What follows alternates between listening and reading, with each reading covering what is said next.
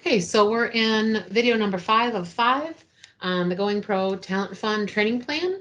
This is a tool to help you get your trainings and trainees organized in one place prior to completing your application.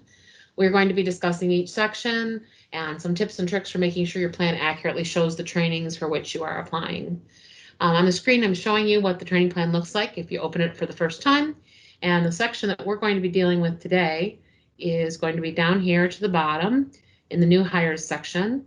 And we're going to be dealing with some of this over here, as well as these kind of tan colored areas here. And this is going to be new employees, first year U.S. Department of Labor registered apprentices. And so the bottom right tan section, which is here, lines 117 through 131, and then columns Y through AI are going to be about the place that we're going to be looking at right now. And this is for training for new hire U.S. Department of Labor registered apprentice employees. We just refer to these as apprentices. Moving on. Any first year apprentice who is a new employee should be listed here. So just as we've done with some of these other sections of training, we're going to enter electrician, apprentice,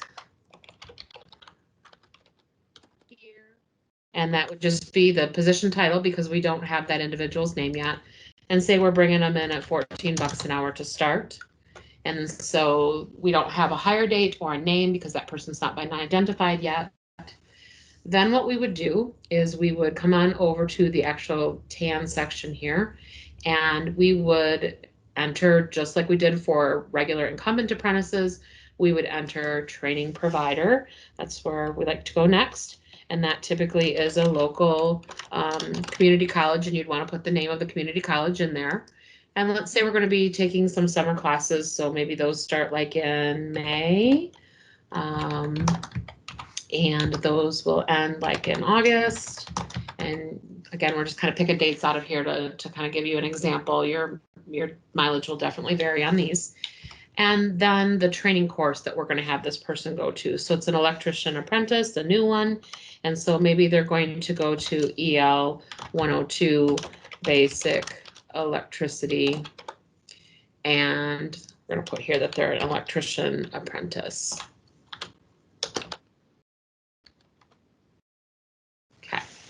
Next, we need to enter the class cost because all apprentices need both a class cost for the related technical instruction as well as the on-the-job training piece. And so this class cost, we're going to say that this class is $995. Enter. We're going to come over here. The hourly wage that we entered over here on the left has to be re-entered for $14. So we will enter that. And number of hours, if this is a 1 year long apprenticeship or multi-year program, this number should typically be 2,080 hours, which basically is 40 hours a week times 52 weeks in a year. When you enter there, everything is going to auto-complete for you here, and it's going to show total of this hourly wage multiplied for the year, 29,120. We're going to then add the total of apprenticeship training, the $995 plus the 29 to get $3115 total cost of all training. And then we're going to ask for reimbursement at the $3,000 level because this is a new registered DOL apprentice. And then this $27,115 goes toward the employer cash contribution, employer leverage, that's also called. Note that AH through AL automatically complete, and you don't have to put any information in there. They go all on their own. Note that there are extra points awarded on applications for having at least one apprentice on your plan, and that apprentice inclusion is a really great way to increase your leveraged funds, for which you can also get additional application points. So an employer contribution or leverages are equal to or greater than a 1-to-1 match, which we're going to get those numbers is here. Right now, this training plan is asking for $3,000 in reimbursement, but the employer's skin in the game in this case is $27,000. Obviously, much more than a 1-to-1 match. And so this application, as it would qualify for 5 additional points in scoring, which is really huge. This is the first year they've done this quite that way. If you have less than a 1-to-1 match, that would only be worth 3 points, and 0 contribution, if this number was 0, that would be 0 points.